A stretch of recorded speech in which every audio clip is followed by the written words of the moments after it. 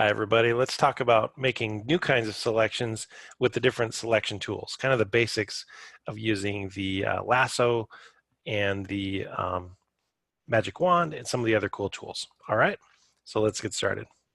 So I have a variety of images we can choose from to help us practice how these tools work. All right, so if you look here, I've got this butterfly picture, and I want to look at maybe the best way to select the butterfly and separate it from its background. Now, we already know that the rectangle and the circle are going to only give us a limited manner of selecting that butterfly. And if I want to get something really clear along the contour, the edge of the butterfly, I need to use one of these other selection tools. Now, in the olden times when all we had was a lasso, you'd have to sit here very carefully and try to make a selection using that lasso tool. And you had to be very careful not to let go of the mouse, because if you ever let go of the mouse, it completes your selection. And so there you're kind of stuck, trying to be very careful, moving around the area of that butterfly, trying to control your movements with the mouse, and it can be really frustrating to do that. But whenever you're trying to make just a quick selection and it doesn't really matter what you grab, you just need to lasso something, that's what it's good for. Grab something real quick, get a hold of it and copy paste it, do something with it. So there are better ways, right? Let's take a look at them and see which one might work best for this situation. Let's try the polygon lasso tool. Now, what does the polygon lasso tool does? What it does is you can click with your mouse and make a selection around the edge of an object. So basically, it's like connecting the dots, one point to another. It's really good for geometric things, not so great for an organic butterfly leaf or wing like this. A little tricky to get it, and it's not going to be rounded with a nice edge. It's going to have a square edge. So, this magnetic lasso, not the best option for this. It's a good start, but not really the best way to do it. The magnetic lasso, on the other hand, is much better. Watch, if I just kind of slowly hover my cursor, and I could even let go of the mouse and move my hand a little bit if I need to. But notice as you kind of go around, it tries to figure out what you're selecting. It can see the difference between high contrast areas. So because this butterfly has a black wing and the edge butts up against a green background, it's easier for Photoshop to see the edge, and it understands what it's grabbing. So whenever you have something with a distinct high contrast edge, it can figure it out. It's good at figuring that out. It's not good for soft things like hair or other more fuzzy detail. That's something we're going to get into later on. But since I'm already gone this far, I'm going to go ahead and just keep going all the way until I get back to where the beginning. And boom, finally got to the end. So pretty decent. You can see there are a few areas where there were some mistakes, some areas that didn't quite get caught. This is where you can use your normal lasso in combination with something else. So let's say I switch back to the normal lasso while this selection is active. Notice what happens when you press the Shift key. Shift will add to your selection. So let's say I just need to add this little segment that got left out. You zoom in and move it over here. I hold Shift and I just draw a little lasso here. And see how it adds that to my selection area. Shift creates that little plus for the lasso, and I can just add that little selection piece, add it back in.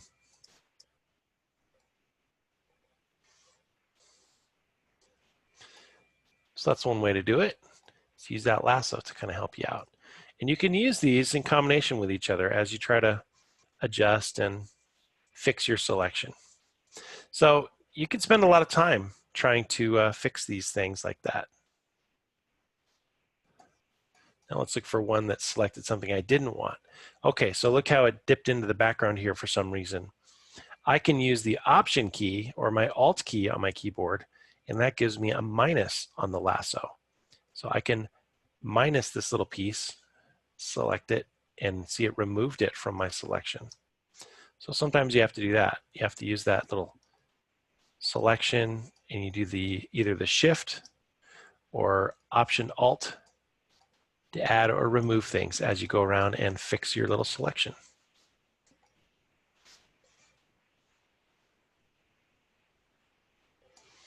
Not bad. So I did the opposite on that one. All right, so pretty good selection made of that, that little butterfly. And if I wanted to, I could go through and, make some sort of adjustment. Now that he's selected, I could change the color of my butterfly within that selection area without too much trouble, right? And that's the beauty of having a selection like that. So for a more organic feel, you're going to have to use, one of those magnetic lasso, and make an adjustment. Let's try something else. Let's switch to a different picture and see what we can use using either the magic wand or the quick selection tool. So I'm going to switch over to this Ferrari picture. And in this Ferrari picture, I benefit from the fact that it has a white background. This is really helpful when trying to make a selection. You have these areas or these pictures that might be isolated on a background, and maybe what I want to do is grab the Ferrari in my selection area, but I'm going to select the background instead because it's easier to select what's in the background than it is to try to select the Ferrari. So let's switch to my magic wand and see what happens. So I'm going to switch over to the magic wand, and what the magic wand does is a really good job of selecting similar pixels. So if I click that white area of the picture, notice how it picked up the majority of the white area on the photograph, and it did a good job of ignoring what's inside the Ferrari picture area. It didn't get everything. I mean, look at some of the shadow area underneath the car, but it did do a good job of finding the edge of the photo, and that's because that background is solid white and it knows the difference. But let's see what happens if I want to select even more. Let's say I want to try to get into this shadow area, and I hold Shift and I get that little plus symbol on my magic wand. That allows me to click inside an unselected area. Notice how it's starting to add that area to my overall selection. So there we go. Did a pretty good job of picking up some of that shadow.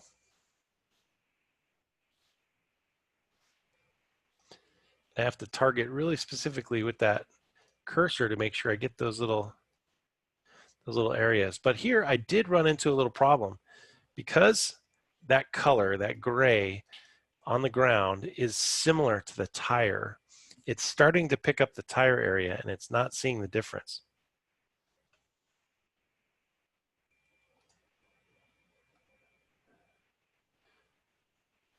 So to fix that, I'm going to keep going and let it kind of, frankly, select the wrong things or select a little too much. Because what I'll need to do is use my marquee to fix this. Or I could use my lasso. Maybe I'll just use the lasso. So I'm going to change to the lasso tool. And here I need to add back in this tire shape. So this is where I hold the lasso and I use plus. And I make a selection and I kind of draw here on this tire.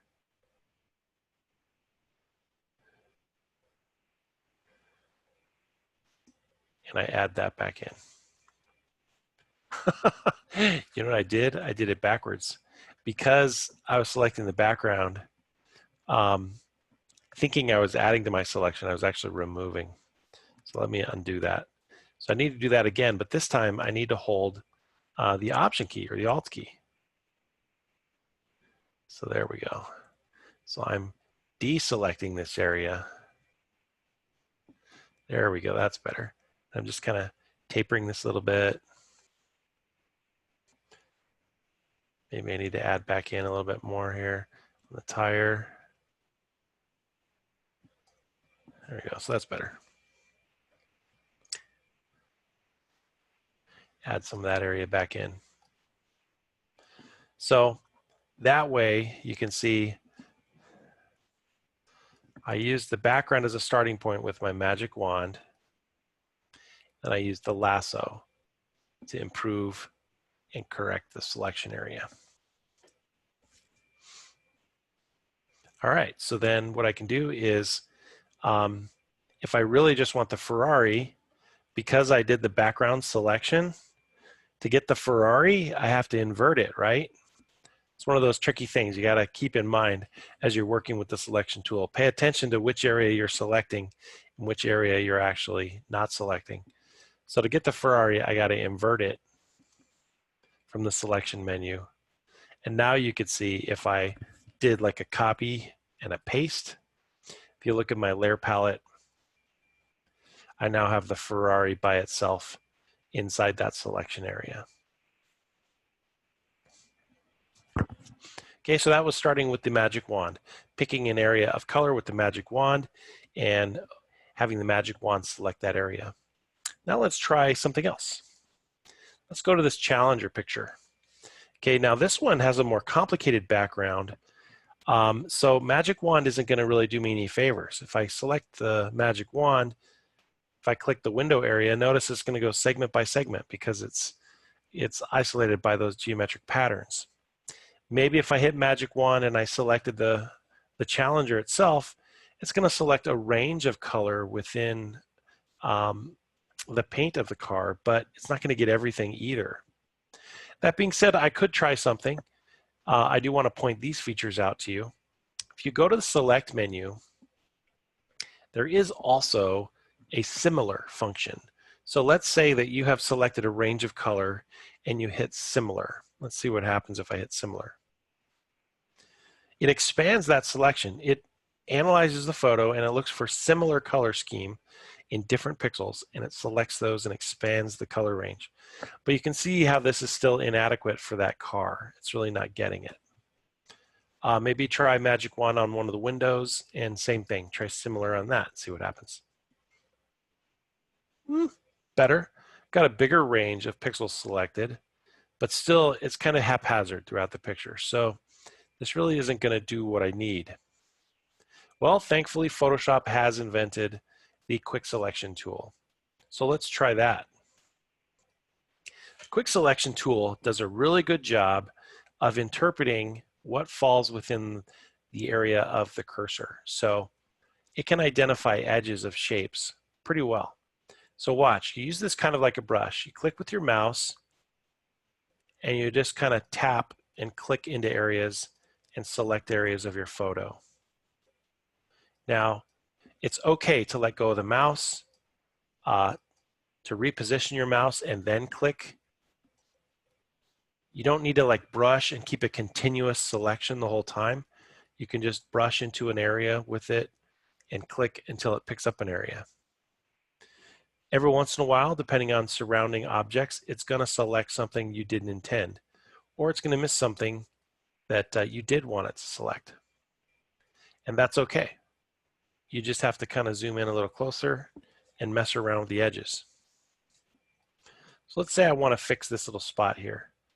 It's starting to pick up the background glass.